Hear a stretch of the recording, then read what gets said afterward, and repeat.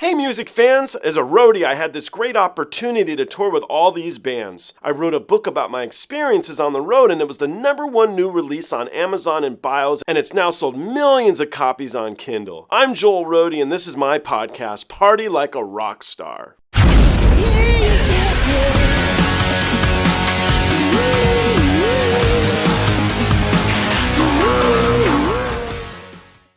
Have you heard of a band called BAND-MAID? Are they big in Japan? I couldn't resist. They're huge, man. They're huge.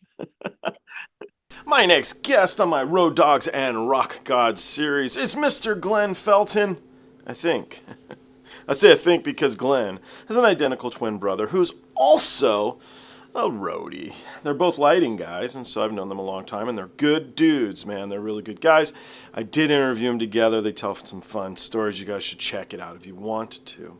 Anyway, a little bit of background on Glenn. He did start as a lighting guy. He's now a production manager, a stage manager. He's toured with people like Tori, Amos, Peter Frampton, John Fogerty. He was on Ozzfest, Bonnie Raitt, Zach Brown Band, Keb Mo, Alabama, Guns N' Roses, Cher, Jackson Brown, Boston, Spin Doctors, Steve Miller Band, Earth, Wind & Fire, Madeleine, Peyroux, Journey, and Jars of Clay. He's a great guy. I think you're going to like him.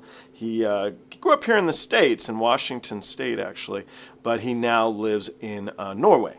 And so he's traveled afar, guys. I also want to throw a shout out, a thank you to the people here at Tokyo Treat for sending me not one, but they also sent me another gift box. These are 2 different boxes. If you guys are more interested in this one, it's sakura.co. And they're filled with treats from Japan. They're still sealed because I've had these before. My friends come and steal the stuff out of them. In all seriousness, it is part of the fun. It's really nice to try different things from different parts of the world, and I really like this stuff from Japan. Thank you guys for continuously sending me this stuff. I love them. Anyway, let's jump into the next one here and see what my friend Glenn Felton has to say about your favorite band. So this is BAND-MAID, and I am a fan of BAND-MAID, and of these Japanese female metal bands, this band's just freaking awesome. This is their newest release. It just came out a couple days ago. And it makes me think, sometimes I'll do the newest release from a band and people say, why do you do the newest release, man? That is a terrible way to introduce them to my favorite band. But I think when you're releasing a video, you're trying to gain bigger audience, right? So your newest release must be a standstill representation of what you're trying to accomplish in music. Otherwise, you're not going to gain those new fans. You're not going to build a larger audience. And so I chose the newest track. With all that being said, there's no negativity. I think it's really, really amazing. But we'll jump into it together and you can see what you think. And I mean the word amazing. I think it's great.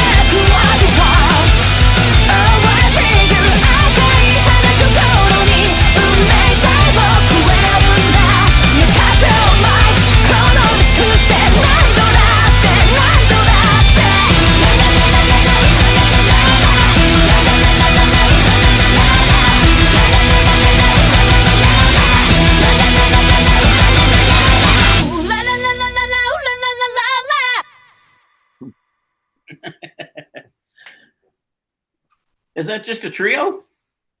No, there was more. So you got guitar, you got bass, you've got drum and singer.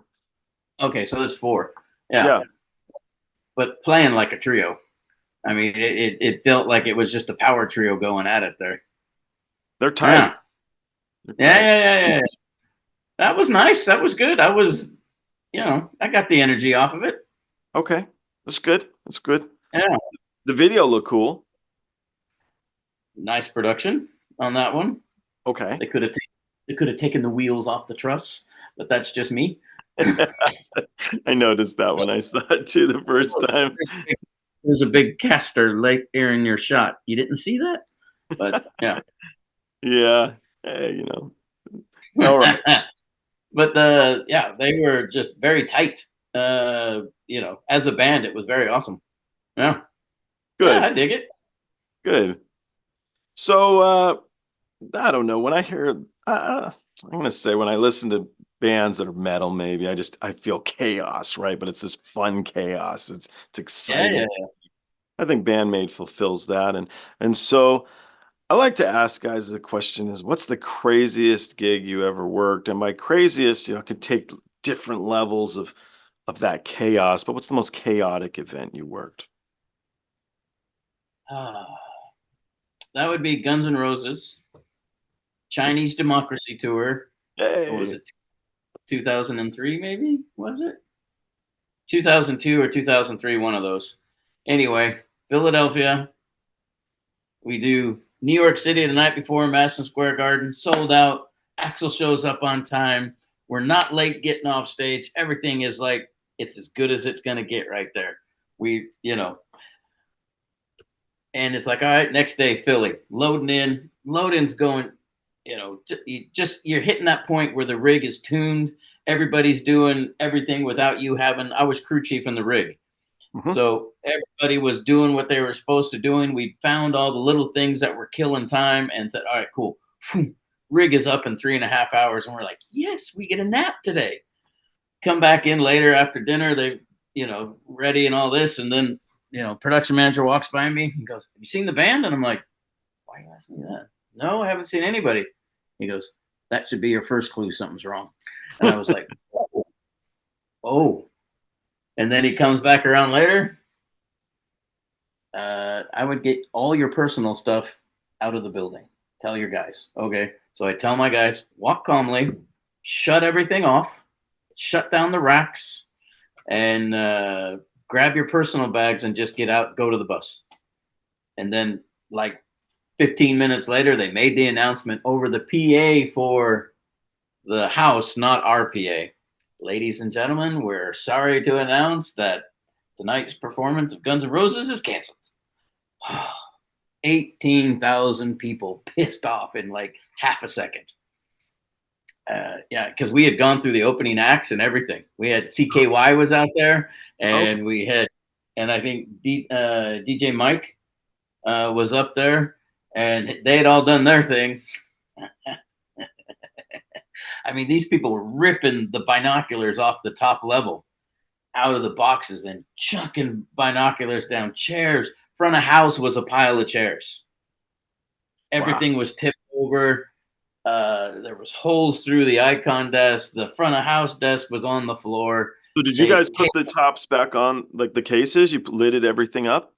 No, it wasn't that much of a giveaway. Not at front of house. We could. That would be just too super obvious to most people. Well, I would know in a second. I mean, there's the guy took I remember this, the long lens on the camera. Some guy had took a chair and swung at that long lens with a chair. That's just destroyed it. And you're just like, shit. It only lasted for 10 minutes maybe, and then they started just getting people out of there. But still, you're in shock for the next 45 minutes. And then the announcement over the radio came, pack it up like you're going home. They canceled the tour after that night. So you stayed in the building and you saw it all? I was sitting in a vomitory. Just stage right there at the arena, just keeping just kind of watching. And then, they never really came backstage, but they were throwing stuff up at the stage, and luckily the kabuki was in up front, so they were throwing chairs and stuff, so nothing was getting back to the back line. It was all hitting that curtain and just kind of holding there. But yeah, we sat there and watched it happen, and we just, everything raining down on us from above, but we stood in the bomb and it was okay. But that was one crazy night I'll never forget. Totally. Why'd they cancel the tour? Well, when it got down to it, Axl never left New York. And so it wasn't that Guns canceled the tour. It was good old Live Nation that canceled the tour. And they just said, all right, cool. Well, then we're canceling everything. They canceled the jet that he was using. They canceled, he had to go home commercial. I mean, they just said, no, we're done. We're not going to be able to salvage this. So Live Nation cut their losses right there, and we all went home. I kind of remember this. There's a little more to, I'll tell you when we're, all right, let me do one more. Let's do one more. And I know your time, or what is it? Super late for you right now. So we'll. It's quarter after 9. It's not super late. Not crazy. All right, so let's see what we got. All right, I'm going to jump into a band out of Mexico. It's 3 sisters who perform together. Have you heard of a band called The Warning? No. All right, well then, my friend, you've been warned.